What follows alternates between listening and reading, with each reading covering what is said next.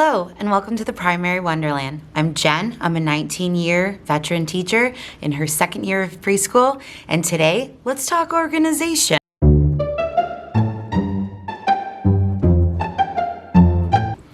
All right, so let's jump in. Organization tends to be everyone's thorn in their side, including mine, until I figured out my way of organizing. So if you're a teacher, you probably love storage bins, but sometimes you don't know always how to use them or which bins are proper for what kind of storage, or if there is even such a thing. Well, in my classroom, I found that I would go to the Dollar Tree or the Five Below and I would find these amazing bins with no purpose. I would purchase them because I thought, hey, I'm gonna use these at some point.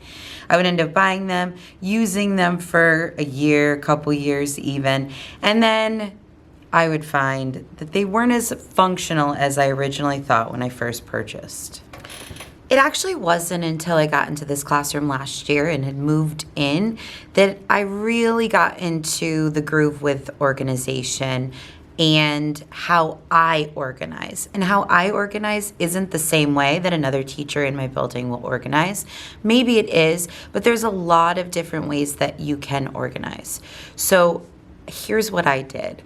I actually went online and took the Clutterbug quiz. I'm gonna put her information below in the description if you wanna take the quiz. I found it really helpful. And it was a way for me to really kind of go in deep with how I organize or the way that I keep my clutter. I end up finding out that I am a bee. There's 4 categories. You can either be a ladybug, you can be a bee, you can be a cricket, or you can be a butterfly. I actually had my family take this quiz after it was all said and done for me, and I had organized my classroom, and it carried over into my house. And I found out that not only am I a bee, but so is my son. He organizes kind of the same way that I do. My husband is a ladybug, and my daughter is a butterfly. And if you know these 4 subcategories, you know what that can look like in a house. So it's no wonder that when I come up with this awesome way to organize the shoes and socks in my house, that unfortunately not all of my family members put things back the way that I would like them. And so it really kind of gave me a little sense of the way that my family thinks about organization as well. So after taking the quiz, I learned again that I am a bee. I like things to look pretty out in the open, and I also like things pretty behind closed doors. I also love to micro-analyze all of my belongings into those small subcategories.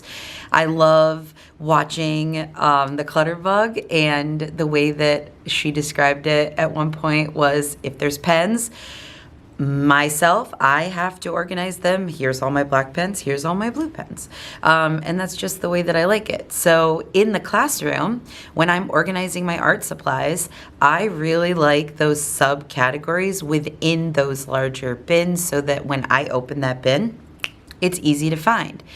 Now, what I learned too, going into that quiz, is I thought for sure that I was one subcategory, and then after taking the test, that little short quiz, I found out I was another one. And it really brought to light some of those shortcomings I've been having with my organization. So if you have an opportunity, this is not sponsored by any means. I just happen to love the Clutterbug, and I do love her quiz, and it really gets into the details of how you organize, and that's awesome, because if you can figure that out, it's half the battle, and then it's putting it all together. Okay, so I'm gonna open up cabinets and let you kind of get a glimpse into my organization in my classroom. It is not perfect by any means, but it is working. It worked last year. I put it in place. I do have an amazing teacher, paraprofessional, and she is fantastic. She also loves organization and just the way that things run a little bit more fluidly when you have that behind closed doors as well as in the classroom. So I'll open up my cabinets and let you see the way that I organize. But again, your organizational style might be different, and that's okay. I want you to look at what works for you when you are putting things in place in your classroom. Okay, so the first thing that I do when I'm thinking about organization in my classroom, and this might sound redundant. I mean, Jen, don't you just put things in a cabinet in an organized way and be done with it, and then when you need it, pull it out? Yes and no. So when I start thinking about organization, I think about the placement of the organization. I had the opportunity to move into a classroom that was brand new to me. It really set my wheels kind of in motion about thinking about organization. In preschool, there is a lot of stuff to organize. You know, if you are a preschool teacher, that you're gonna cycle through a lot of materials throughout the year as far as manipulatives, activities, games, all sorts of toys, learning toys. So you're going to cycle through those. You're not going to keep the same thing out year round. You're going to place things based on whatever standards you're learning for that unit of time. So thinking about that, also thinking about areas and organizing things so that they would be accessible. So in my classroom now, we have a great amount of storage. I'm very lucky, and I know that. And I know that all classrooms are not created the same as far as organization and storage goes. So for this classroom, I really thought about what my main categories would be. So my main categories in this classroom are my English language arts materials, so ELA. I also wanted to organize, we have a good amount of puzzles and games and small manipulatives, my math activities, my science and social studies materials that I need for teaching. Also, my art supplies. I have a vast amount of art supplies, thankful to the teacher that was in this classroom before that left me an absolutely wonderful amount of art supplies when she retired. So I wanted to organize those in a way that they would be easily accessible when we're pulling for those projects throughout the week. Another area of organization is all of my teaching supplies that I use to teach the curriculum, as well as anything that I use in my small group or just any of those teaching things, books that I have that I don't want to keep out all year, but I also want them organized so that they're easily accessible. Any activities that I do that are more for me to prepare, I have organized. So I'm going to take you through all of that, but I also wanted to let you know that took a little bit of thought and it took a little bit of organization in here in order for me to put all of that together. Sorry, a little change of scenery because the sun started coming in through the window and right in my eyeballs. So like I was saying, I thought about the art supplies because there was a lot of them. So I put those near the sink. Like that made the most sense. So that's what I mean. Just really thinking about the things that you are storing and putting in your cabinets and really thinking about if they are going to be in the most efficient spot. Our puzzles and games, our extra ones are stored in close proximity to where we would have them for the kids, so our shelving.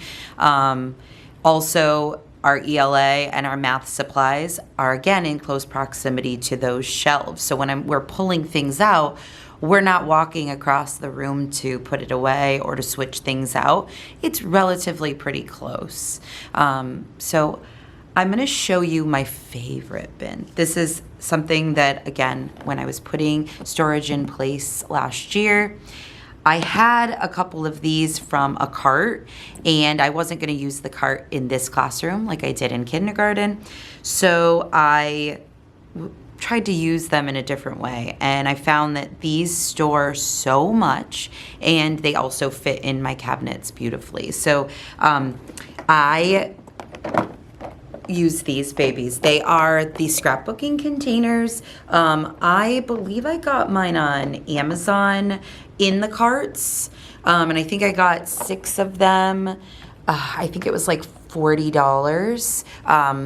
And they hold so much. I also invested in a label maker, which was really great so that I could label everything, because I did notice some of them are completely clear so you can see into them, and some of them have this opaque coloring so that you can't truly see what's in it. You can see some of the varieties of colors, but not the whole item. So I did label it, and if you look, it fits so much. I have my glue pens and my glue sticks in here, and I fit a ridiculous amount in each of these bins. I tried to stick to, with the art supplies, one bin per whatever it was. So there's one bin of glue sticks, one bin of pipe cleaners, one bin of feathers, one. So I tried to stick to that, and that way I kind of shrunk down the amount that I would have in my cabinet, because like I said, there was an overabundance of art, and I am so appreciative of it because it was wonderful. So with these, I got rid of so much cardboard boxes, so many, and if you know me on a real personal level, you know how much I dislike cardboard. I cannot stand it. I take things out of most cardboard boxes if I can, because I cannot stand a cardboard box. So I'm gonna jump into showing you the cabinets, and I'll start with the art cabinet and kind of work my way around so you guys can get a feel of the organization in my classroom.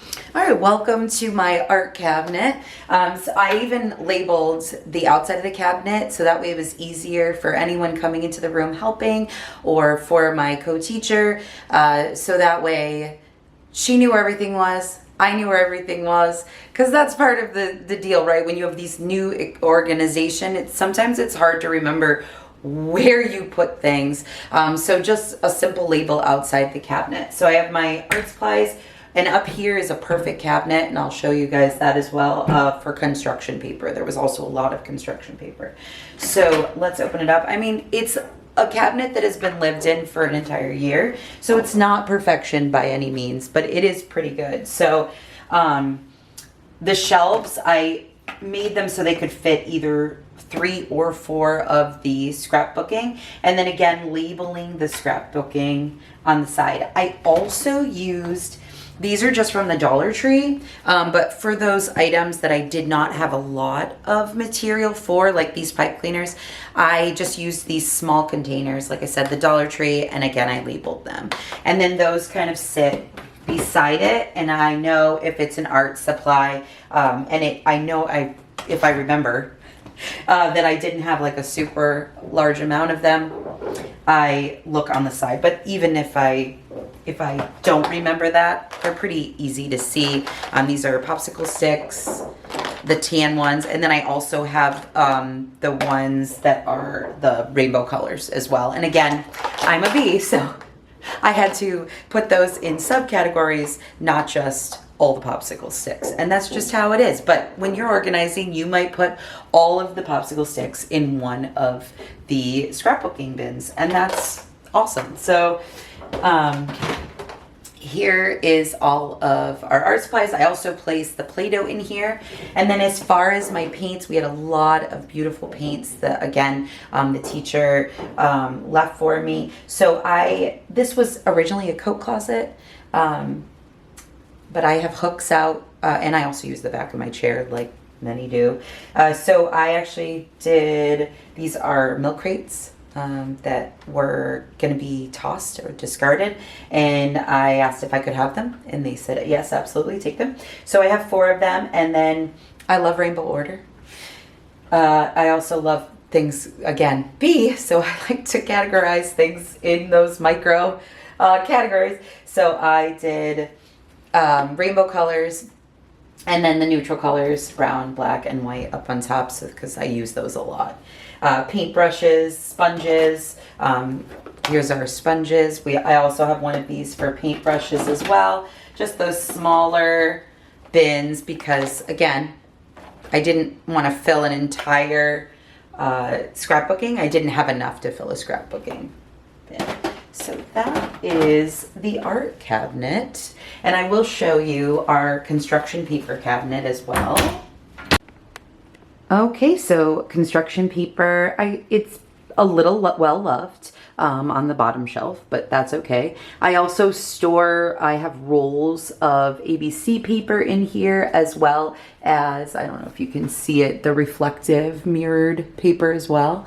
And it fits really, really nicely. And then we also have a supply closet in our office that I did donate a lot of the paper to that, and if I need it, I can go and use it as well. There's not a ton of classrooms that use a lot of construction paper, so I did want to make sure that whoever needed it had it available. Okay, moving on to cleaning supplies and all of those little things like baggies, plates, cups, things like that. Again, I know how lucky we are. We have a little kitchenette in our classroom with a sink. So I do have that extra storage above there as well.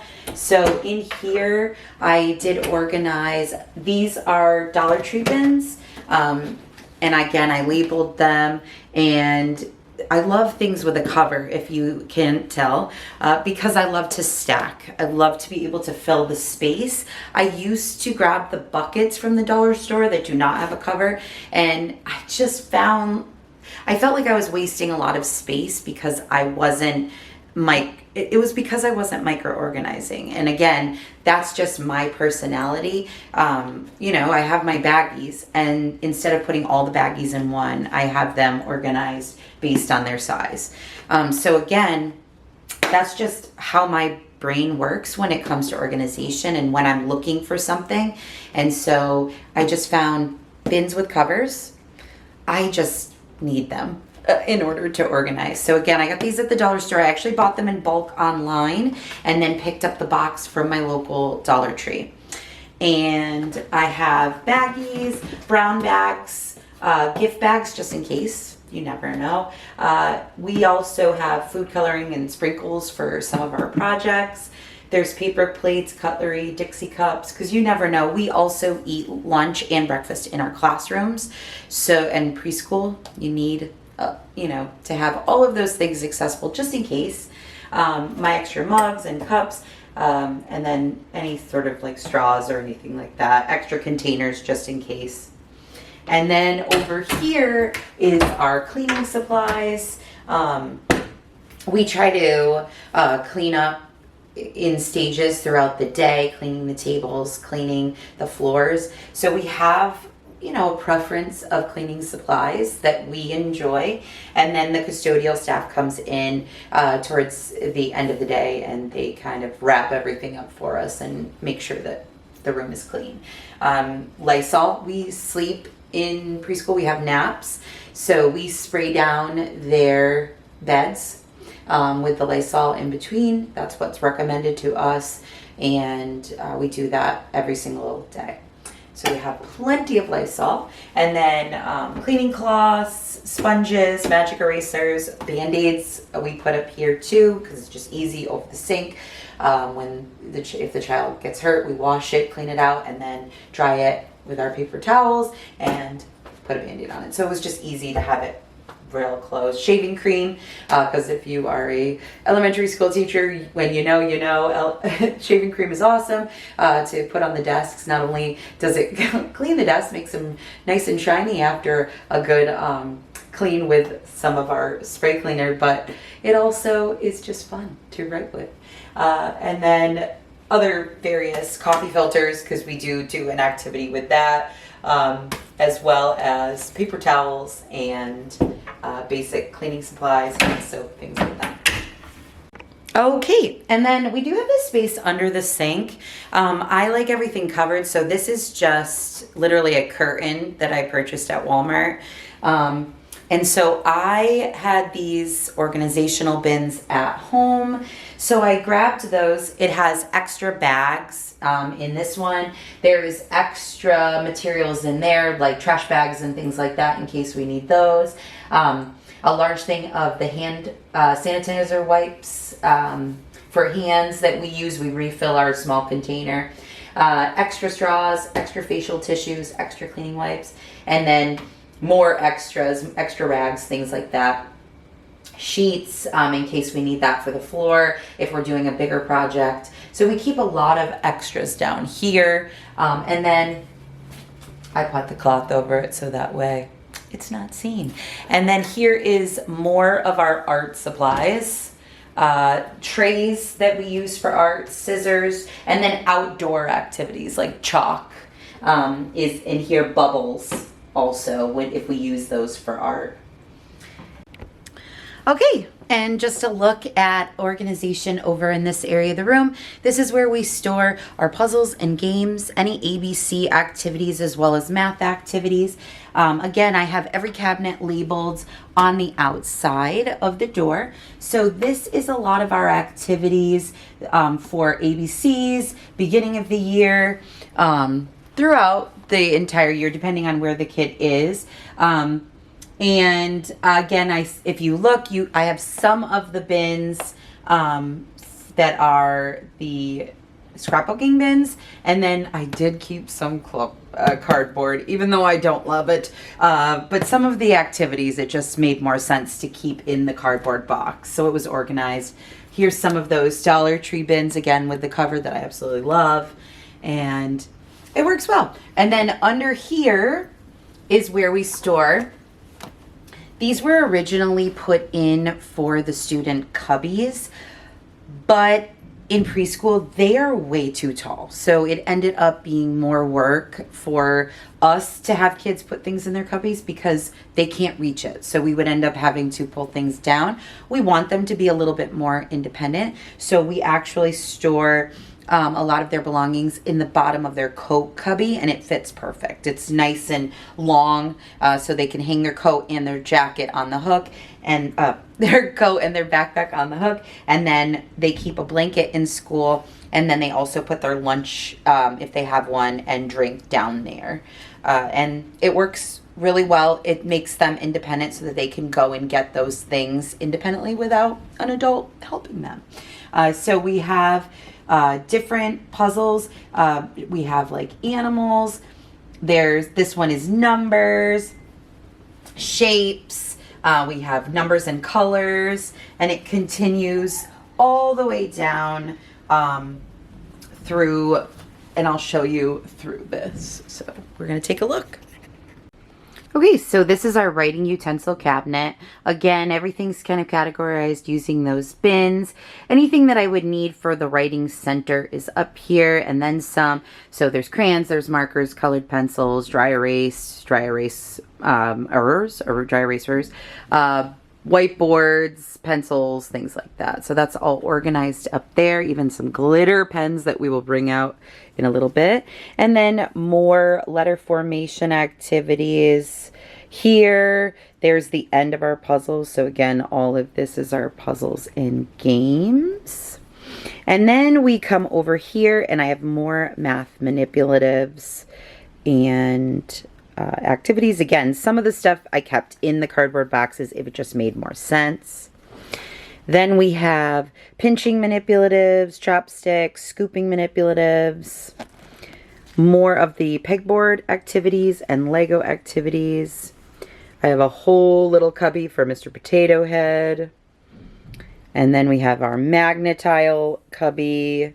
Moving along, here are our stacking, lacing, and linking manipulatives in those. And then I have more bins more cubbies for our dramatic play that we are not using, that are some of the everyday items. And I will show you above my cabinets for my dramatic play monthly, so are themed. There is some more dramatic play, and there's some dollhouse in there, dress up, and more dramatic play, and then sensory tools. So everything's not completely perfect, but it is at least manageable. Here is some of our math, smaller manipulatives. And let me just close this up for you. More math. And these fabric bins that you're seeing are also, I believe I got those at Big Lots. And there is some more meth. So if you watched our video for setting up the Apple stand, you would have seen me taking down and putting up these bins. But these are dramatic play. I also put any board books that I'm going to be putting in the center, the library center, and then also any activities that are more specific to the unit or theme that I'm doing for that month, that I really just wanted to store with the dramatic play and the board books, and it was just easier. So here is that extra storage. I will say I absolutely love the labels, and I can link where I got those down below. I love them. They just add like such a cute little organizational detail, and it's just easy to see. Okay. For the last part of organization, I'm going to show you how I organize different materials as far as some of my books that I teach with, and then also some of the activities that we do together. So I have this filing cabinet that I actually organized based on the month. So this drawer is September through November. And in here, I keep a variety of activities, my toolkits, all of the letter tracing mats, and that I am not using at that time, or if I have extras, I like to sometimes send them home. And then also any activities that we do. So here is my Bibbidi Bobbidi Brew that I would do in October with the kids for my alphabet soup. And then there's also in here books. So for instance, I have my books for September. Color Monster goes to school. So I'll put all of these books that I would read aloud to my class in here, and then that way when I'm ready to set up for September or whatever month it is, I can go to that drawer and pull out those read alouds. And I also have, so for different themes, I will show you like my January. I have all of my like Dr. King books in one of these sacks. If you look, so I have all my Dr. King books that I would use as a read aloud in here, because I love having that organized and just put all in one spot. So then if I am teaching about him, I can pull this out, unzip it, and then it has all of my text. I also do that. We do the gingerbread theme. So all of my gingerbread books are in another one of these bags. It just keeps them nice and organized. And then if I want to take this whole bag and bring it over to where my rocking chair is, it's easy. I can, once I'm done with the book, just put it back in the bag and then put it back in the filing cabinet, and it is easy as that. I will say I don't put the board books in here because of the lack of room. I tried it. The board books just took up too much space, so that's why they are in the containers above the cubby area, and it just works so much better. Okay, you guys, so that is just a glimpse into some of my cabinet organization that I have here in preschool in my classroom. One piece of information, if you've watched my other videos, you know about this guy right here, or I should say this girl, because that is my Monica's Closet. I am still working on figuring out how to best organize that big girl. She is my nemesis.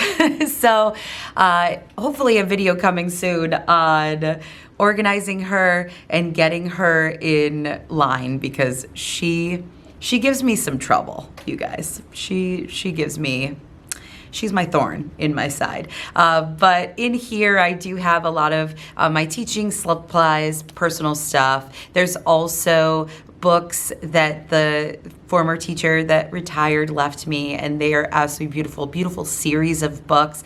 The Pete the Cat series, as well as I have the Clifford series. And they're just amazing. So I don't want to get rid of them, and I use them. So I keep them in the cupboards, the cabinets, and pull them out when I need them, and I do have them somewhat organized, but it's just not there yet because it continually gets messy. In these, I also keep extra bins and anything that I'm not using. I try to condense down and get rid of anything that I don't think I'm going to use, but my teacher heart does not love to get rid of things that I might be using in the future, especially knowing that I have more organization to do in this closet. So I hope you enjoyed today's video. I hope this gives you a little bit of ideas for organization in your own classroom. Don't forget to take the Clutterbug quiz. I'm telling you, it helped me so much learn the way that I keep clutter and the way that I, my best, put things back. So don't forget to do that. And if you have any questions, please go ahead and pop those in below.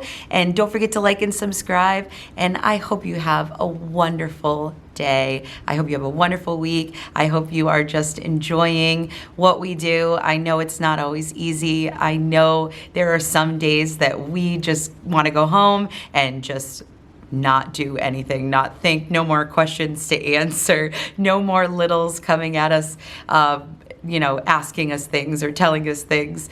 But you know what? The good days definitely outweigh the bad, and I hope that you are feeling that, and I hope you enjoy. And I will see you again in Wonderland. Have a great day. Bye.